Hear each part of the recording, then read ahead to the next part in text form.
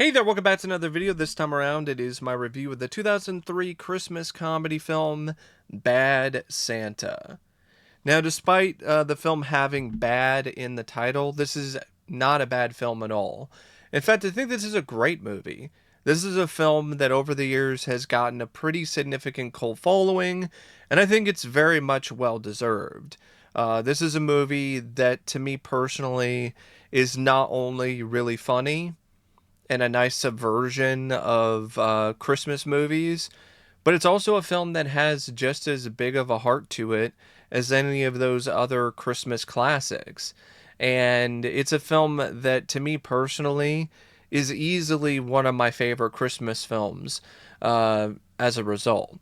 Now, before I get around to sharing more of my thoughts on the film, though, I would like to give a special shout out to Andrew for requesting this review. And if there is another film, TV show, or topic that you would like to see me discuss in the future, feel free to donate to either my PayPal, my Patreon, or my Cash App.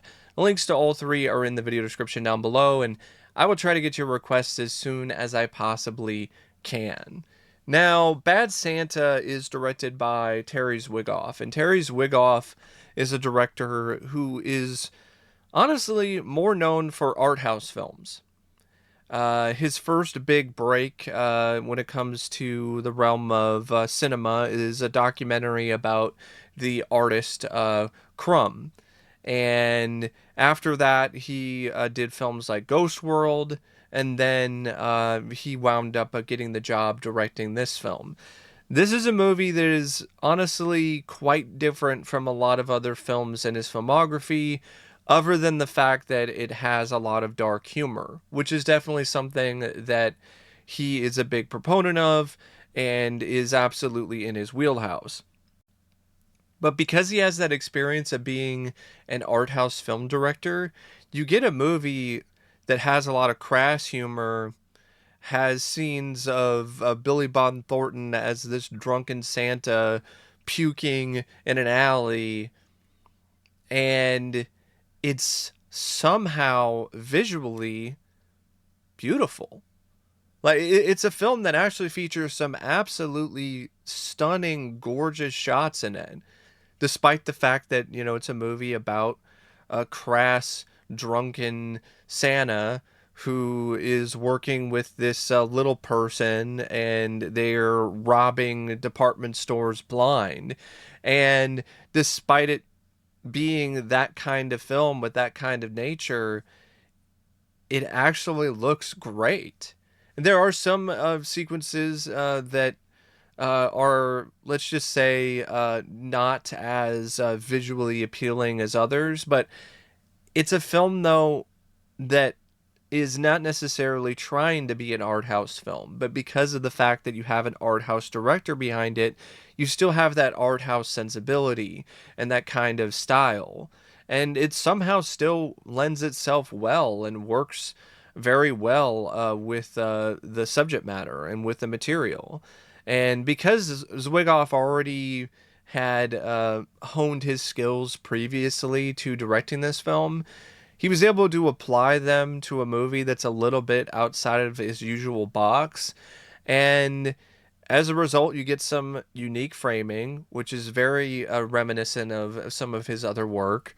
And he also does a good job with an occasional pan or zoom or wide or tight shot or differing types of camera angles to really create a more dynamic looking film, despite the fact that it's really just a big, loud, over the top, crass Christmas comedy. But because of the way that Terry Zwigoff directs it, it actually has a lot of class, and it also is a film that features some genuinely nice looking shots throughout.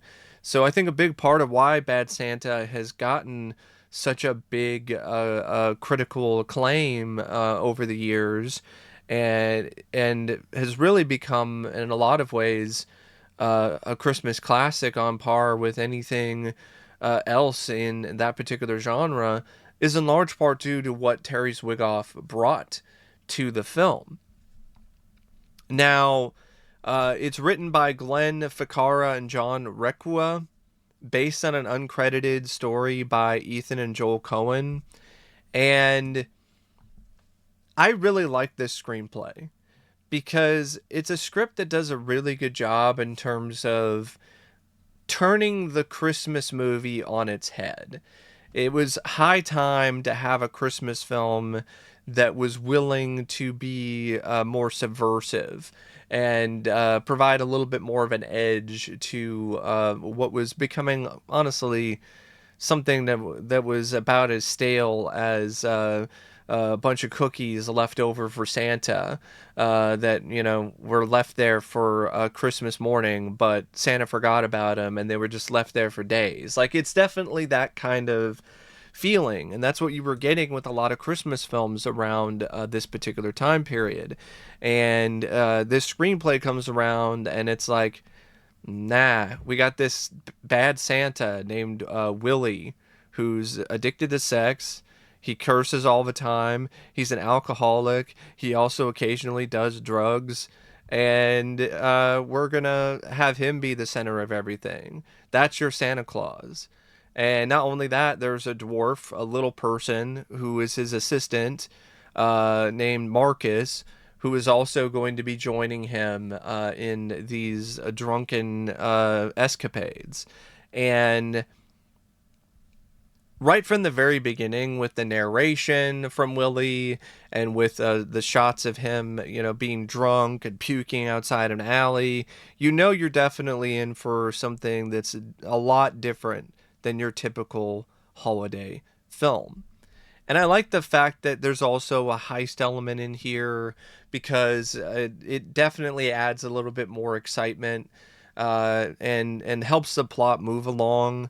Because if you didn't have these two being there for nefarious reasons, in terms of them being involved in these department store Christmas shenanigans, I definitely don't think that would really work as well because it would feel a little bit more forced. But here it actually feels like, okay, there's a point to it.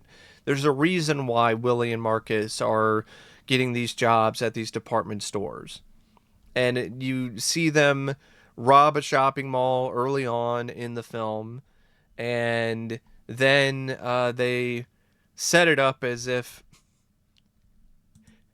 Willie's gonna retire, because they wound up making a pretty big heist at the start of the movie, and then Willie's like, I'm just gonna go to Florida and I'm gonna start a bar and I'm just gonna retire, and then his assistant's like, no, you're not. Like I'm gonna call you, and then you're gonna be begging to be a part of this next operation because you're gonna piss all your money away, and that's exactly what happens. They wind up getting hired to work at this mall in Phoenix. And that's where you get introduced to the manager, Bob, who's played by the late, great John Ritter. And they make the worst first impression possible to this manager after they got hired. Yeah, Willie shows up drunk off his ass, and he's talking about his fuck stick, and it is such a train wreck, but it's really funny. And there's a lot of that comedy in this screenplay. It does a great job in terms of incorporating awkward comedy in a way that actually is legitimately funny. And I think that's a lot harder than some people necessarily think, because to me, awkward humor is definitely something that is difficult to pull off. Because there's a lot of times where you could just have an awkward bit of comedy and it's just awkward and it's not funny at all.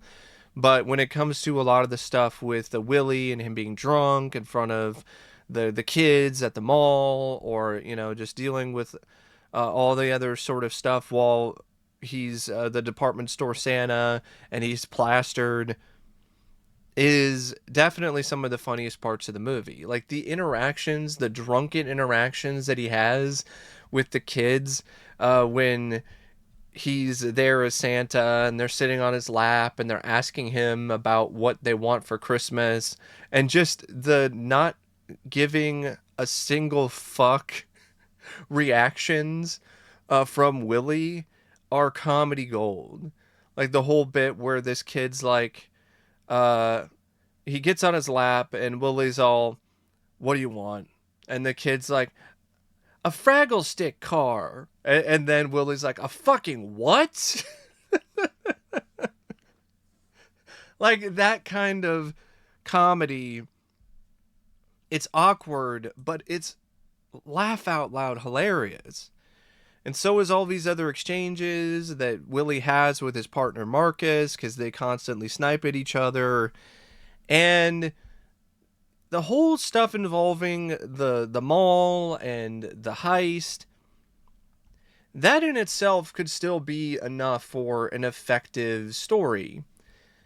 But there's not a lot of heart there. And there's not a lot of soul. And the script then adds that with some really effective subplots. The first one involves this young kid named Thurman. And this is a kid who is overweight. He's very shy. He's picked on by these skateboarders. And the script does a good job establishing him as, this character who's definitely having a rough go, so to speak. He's getting bullied, and he just sits there and takes it, or it just doesn't really seem like he's somebody who really has the best self-esteem. And despite that, though, he seems like a nice kid, and he's naive and maybe a little bit daft, but he definitely seems like a kid who has his heart in the right place. And so when the film pairs him with Willie, it's an odd couple. It's a very unlikely duo, but it works very well because of this kid's innocence and his naivete, and then Willie's just I don't give a fuck nature. And it just turns into some absolutely hilarious, uproarious moments between the two of them. From the first moment they meet, they just have great chemistry, and it's just a lot of fun to watch the rapport, the back and forth between the two of them. And it really hits a climax when you have this iconic checkers scene when the kid actually shows that he's smarter than he looks, and he completely turns the tables and tricks Willie in order for him to win the game of checkers. And Willie just has this freak out, and it's one of the funniest things I've ever seen. Like, it is so hilarious. And a lot of the comedy really comes from the moments like that. And if that isn't enough, then you have what's going on with Sue, who is really a sweet addition to the film's script as well, because of the fact that the script does a great job establishing her as a character and setting up her overall bond with Willie and making them seem like a nice couple. They're definitely very kinky. They are into, having sex in a parked car. She has a bit of a fetish for Santa. But regardless, despite, all of that, they're still at the center of it, a genuinely heartfelt, sweet, charming love story between Sue and Willie. And I think a lot of what makes this film so honestly endearing and lovable for a lot of people, even for people who aren't necessarily the biggest fan of this type of humor, the crass, edgy, or dark comedy, is because of the heart that is present here with Willie and Sue, or with Willie and Thurman. And it really does make you root for Willie to get his shit together. Because it seems like for the first time in his life, he actually has something to care about. He has actually a reason to maybe quit drinking so much, to quit being a fuck up, because he's got this family that, might actually be in his future. And so when you get to the finale of the film that involves the heist at the department store, at the mall, It's definitely something that has an extra weight to it now. It's not just the weight of, oh, you don't want him to get caught and go to jail or maybe get hurt in the process when they're trying to apprehend him. You want him to get away so we can get back to his home and spend, Christmas with his new family. And it actually leads to a rather heart-wrenching moment when he has the elephant. He's trying to get back to the house for Christmas and give the kid his gift, and he gets shot a bunch of times in the back. And originally the script was a lot darker because I think he was supposed to die, and I'm glad they didn't do that because I don't think the film would really work that well if they went with that particular route. And you can kind of already see that with the director's cut of this film, which is massively inferior to me than the theatrical cut or the unrated cut of the film. And you think it's going to end one way, but then it actually has a happy ending. He survives his wounds. He gets let out of prison early because the police used a lot of unnecessary brutality.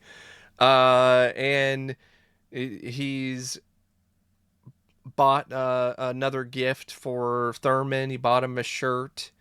And Thurman has learned some valuable lessons from his time with Willie, and he defends himself from the bullies who try to give him some crap because Willie isn't there anymore to beat their ass. Which that's a great scene too, out of just many when it comes to this screenplay.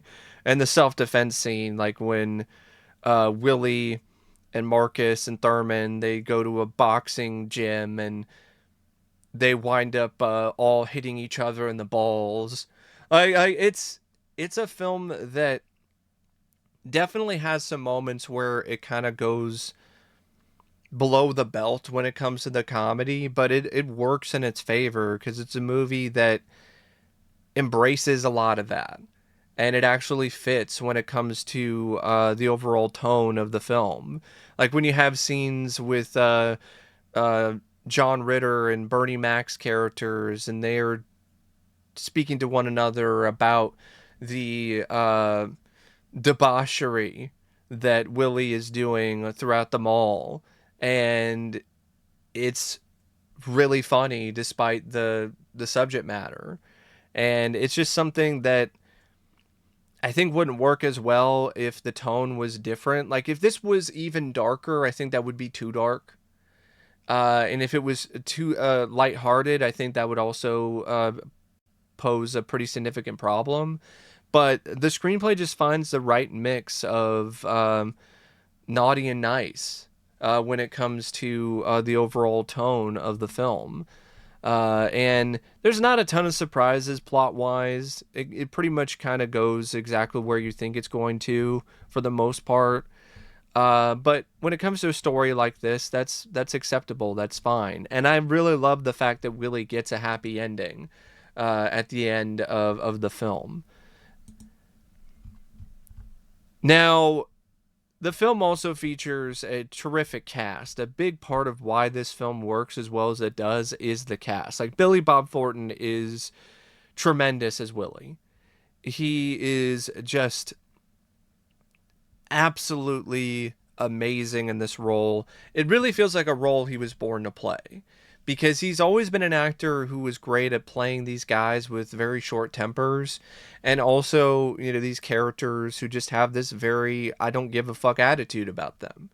And it just fits so perfectly with Billy Bob Thornton's own natural personality.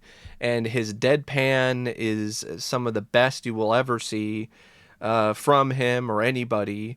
So it really leads to some absolutely side-splittingly hilarious moments. The moments when he's freaking out and he's angry, like they feel genuine and they don't feel like he's just acting like he's pissed off. Like he actually seems like he's legitimately pissed off while also being legitimately drunk. And the more heartfelt moments, the more somber moments, he's also able to really emphasize well because He's just such a great actor. So it was just so much of fun to watch him tackle this role and make this character, who in a lot of ways could easily just be an unlikable asshole, into somebody who actually has a certain amount of charm to him and is fun to watch. Tony Cox is also good too as Marcus.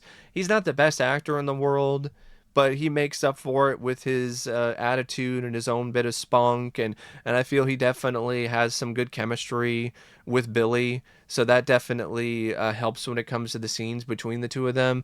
Lauren Graham is hot, she's sexy, but she's also very sweet, and she also has amazing chemistry with Billy, and I just love every scene that they're in together. They're just such a cute couple.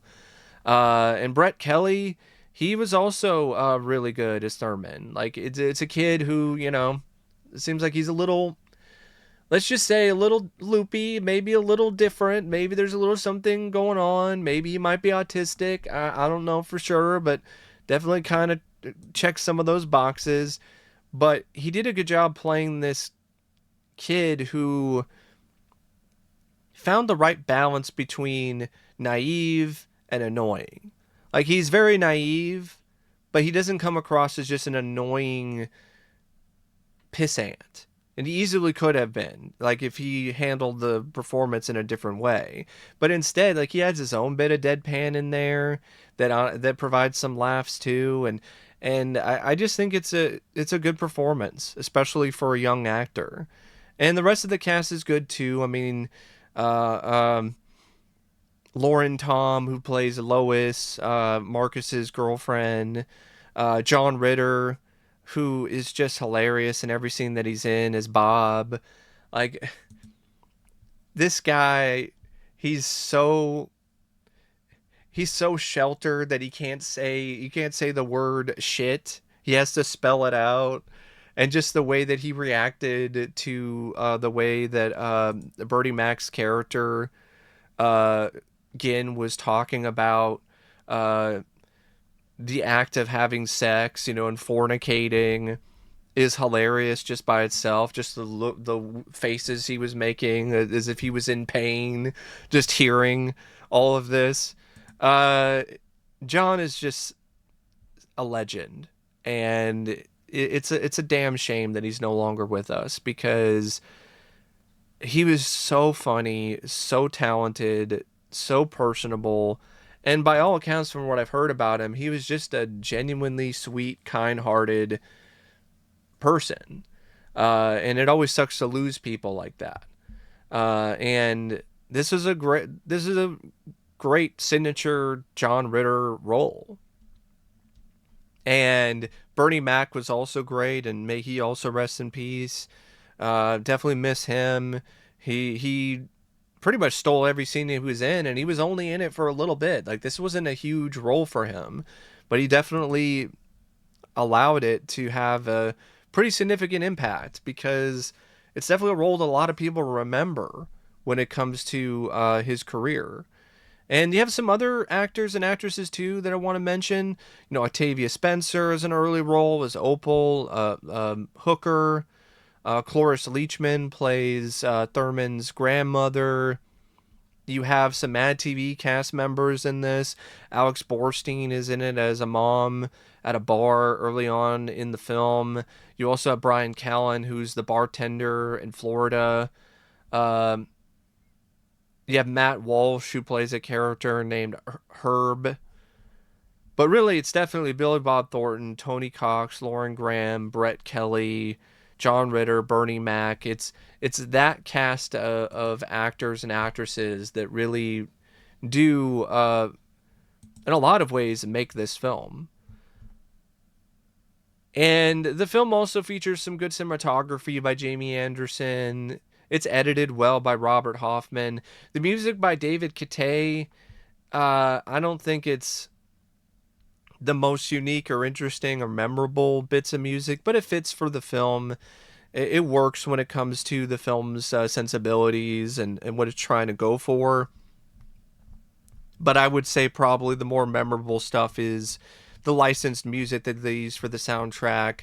A lot of classic Christmas songs that are honestly kind of funny to hear in the context that they're used in when it comes to a darker, edgier holiday film like Bad Santa. So, yeah, to me, this is a film that absolutely is worthy of being on anyone's Christmas playlist. And I could totally see why some people pick this as their favorite Christmas movie because it just has a certain signature approach to the holiday film that is uniquely all its own. And there really isn't another Christmas film like Bad Santa. I think there have definitely been some attempts to try to make something in the genre that's a little more edgier, a little bit more crass, but it just turns out to be crass and edgy, but without any of the elements that made this a classic.